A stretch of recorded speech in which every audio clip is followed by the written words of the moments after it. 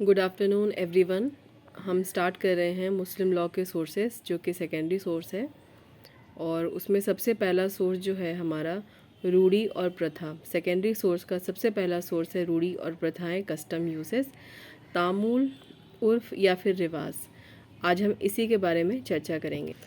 तो चर्चा करने के पहले अब जब भी हम अपना आंसर प्रिपेयर करते हैं तो उसमें हमें अगर कोई लीगल मैगज़ीन रिलेटेड है तो वो डालनी चाहिए, और अगर वो नहीं है अवेलेबल या कोई मैगज़ीन है ही नहीं तो फिर किसी अच्छे जूरिस्ट की डेफिनेशन डाल देनी चाहिए जो कनेक्ट होती हो उस बात से जो हमारा टॉपिक है। तो यहाँ पर हिदाया का जो स्टेटमेंट है वो हम देख रहे हैं। उन्होंने क्या कहा है रूढ़ी के इम्पोर्टेंस के बारे में, यानी कि कैसे रूढ़ी और प्रथा जो है मुस्लिम यानी इस्लामिक लॉ का सोर्स बनती है, उसके बारे में इनका स्टेटमेंट है। तो वो आप देखिए और अपने आंसर में इसको लिखिएगा। वहाँ रूढ़ी का स्थान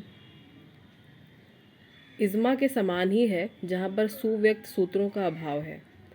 ये आप पढ़ के ही समझ गए होंगे कि जितना इम्पोर्टेंस इज्मा का है, जो कि एक प्राइमरी सोर्स है, वो उतना ही इम्पोर्टेंस यहाँ कस्टम यानी यूजेस या फिर रूढ़ी प्रथा का भी है। सुव्यक्त सूत्र का अभाव का मतलब होता है कि अगर किसी बात के बारे में खुल के कोई चर्चा नहीं की गई है, यानी कि कुछ परिभाषित नहीं किया गया है, तो वहाँ पर जैसे मान लेते हैं कि किसी लॉ को ही ले लीजिए। अगर किसी बात के बारे में कोई लॉ नहीं है, किसी पॉइंट पर कोई लॉ नहीं है, तो वहाँ पर हम जो वहाँ के कस्टम या चले आ रहे हैं उसी को हम लॉ की तरह देखते हैं। तो यही है इनका स्टेटमेंट। आप अपने आंसर में मैच करिएगा। चलिए अब आगे बढ़ते हैं। थोड़ा सा हम इसके बारे में जानने की कोशिश करते हैं कि क्या रूढ़ी और प्रथा को परिभाषित किया गया है मुस्लिम लॉ में या शरिया में या शरीयत एक्ट में। तो बिल्कुल भी नहीं। प्रथा या फिर रिवाज यानी किसी भी मुस्लिम विधि का जो इसको हम स्रोत मानते हैं, उसको किसी भी तरीके से सोर्स माना नहीं गया है। वैसे ये सेकेंडरी सोर्स है। एक बार फिर से सुनिए कि प्रथा या फिर रिवाजों को मुस्लिम लॉ का सोर्स नहीं माना गया है, लेकिन जनरली जो साधारणतः होता है वो कहा जाता है कि मुस्लिम विधि के स्रोत के रूप में रूढ़ी का स्थान इज्मा के ही जैसा है। अभी हमने हिदाया का स्टेटमेंट भी देख लिया जो इसके बारे में कहता है। तो अब हमें ये देखना चाहिए कि एक रूढ़ी को सोर्स होने के लिए, कि अगर वो किसी मुस्लिम लॉ का अगर वो सोर्स है तो उसको सोर्स बनने के लिए उसमें क्या क्या आवश्यक तत्व मौजूद होने चाहिए। तो सबसे पहले कि अगर ये सोर्स है तो ये क्षेत्रीय होनी चाहिए, यानी ये जहाँ पर लागू हो रही है ये वहीं के लिए होनी चाहिए। दूसरा, देश में लागू होनी चाहिए, यानी जिस जगह की हम बात कर रहे हैं, जिस क्षेत्र की बात कर रहे हैं, वहाँ वो रूढ़ी प्रथा चलनी चाहिए। तीसरा नंबर है विधि के समान मान्यता प्राप्त होनी चाहिए। वो कानून तो नहीं है, लेकिन वो इतनी इस्टेब्लिश हो चुकी है, इतनी पुरानी है कि उसे कानूनी मान्यता मिल चुकी है। और चौथा जो है इम्पॉर्टेंट पॉइंट ये है कि कुरान के किसी सूत्र या परंपरा के प्रतिकूल नहीं होनी चाहिए। जो भी रूढ़ी और प्रथा की हम यहाँ पे सोर्स के रूप में बात कर रहे हैं वो कुरान के अगेंस्ट नहीं होनी चाहिए, तो ही वो रूढ़ी जो है सोर्स हो सकती है, नहीं तो नहीं। अब इसके लिए हमें एक केस देखना होगा जो आगे हमें और इस पे चर्चा करेंगे। जैसे रोशन अली बनाम चौधरी असगर अली का केस है 1929 का। इसका हम थोड़ा सा देख लेते हैं कि क्या कहा गया है इस केस में।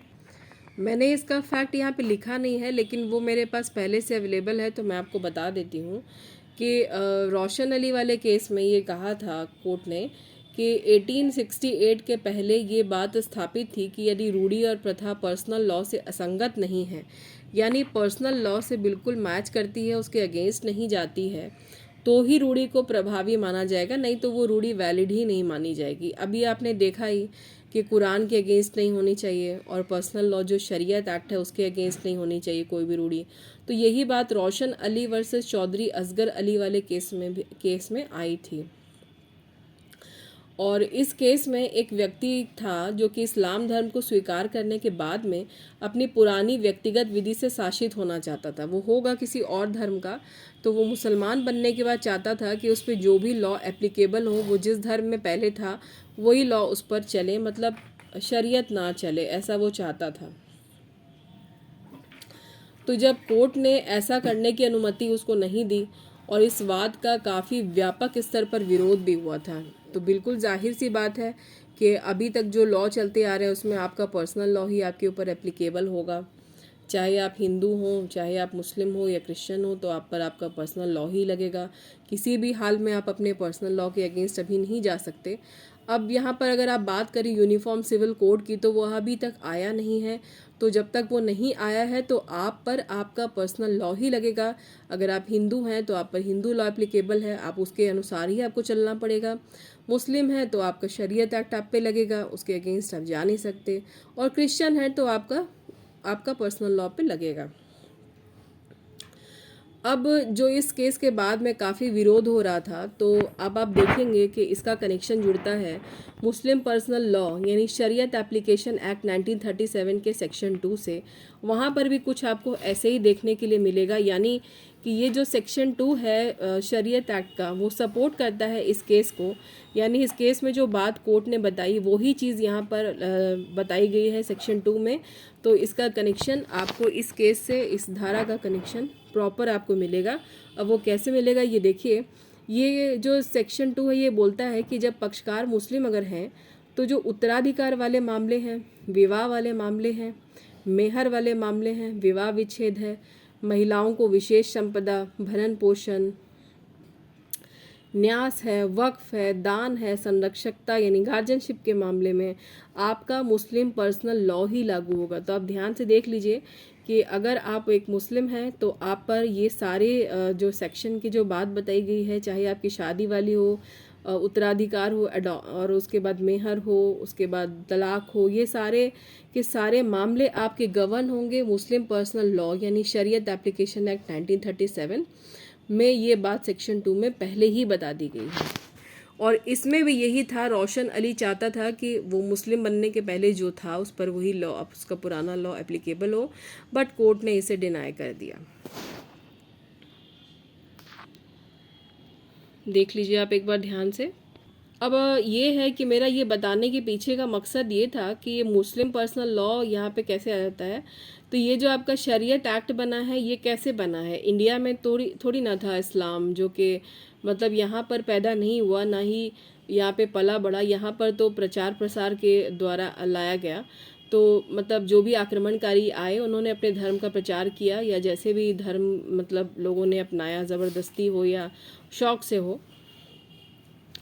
तो ये जो मुस्लिम पर्सनल लॉ या शरीयत एप्लीकेशन एक्ट बनता है ये कैसे बना, ये आपका कस्टम और यूजेज जो चले आ रहे थे वहाँ पे अरब के लोग जो मानते थे, जो उनके रहन सहन था, जो भी उनका कस्टम था, उसी के अनुसार इस एक्ट को बनाया गया कि उन पर वही लॉ लगे। जो भी लोग मुसलमान हैं उन पर यही लॉ, इनका अपना लॉ चलता है। तो उसी के अनुसार जो है कस्टम एक बहुत इम्पॉर्टेंट यानी यूजेस एक बहुत इम्पॉर्टेंट रोल प्ले करता है मुस्लिम लॉ के लिए यानी इस्लामिक लॉ के लिए, क्योंकि उसी बेस पर जो है शरीयत एक्ट को भी बनाया गया है 1937 का। तो अभी आज हमने जाना कि जो सेकेंडरी सोर्सेस है उसमें रूढ़ी प्रथा यानी तामुल, उर्फ या फिर रिवाज कैसे इम्पॉर्टेंट है और वो कैसे एक मुस्लिम लॉ का सोर्स है। और उम्मीद करती हूँ कि आपको समझ में आया होगा। वीडियो को 2-3 बार सुनिएगा अगर समझ में नहीं आया हो तो। और आपके जो बुक है उसमें ये सब पॉइंट आप मार्क कर लीजिए और आपको जो इम्पोर्टेंट लगे उसको आप नोट कर लीजिए। मैंने अलग से नोट किया है यहाँ पे। और रोशन अली वाले केस का मैंने फैक्ट तो नोट नहीं किया, लेकिन आप मेरे वीडियो को सुन के भी आप उसको चाहें तो नोट कर सकते हैं। तो आज वाले वीडियो को आ गया है एंड करने का टाइम। अब हम मिलेंगे नेक्स्ट सेकेंडरी इम्पॉर्टेंट सोर्स के साथ में, जो है जुडिशल डिसीजन यानी न्यायिक निर्णय, जिसको हम प्रीसीडेंट्स भी कहते हैं। उसके साथ हम आपसे मिलेंगे नेक्स्ट वीडियो में। आप इसे नोट करिए, पढ़िए और गुड बाय, टेक केयर, खुद भी खुश रहिए और दूसरों को भी रहने दीजिए।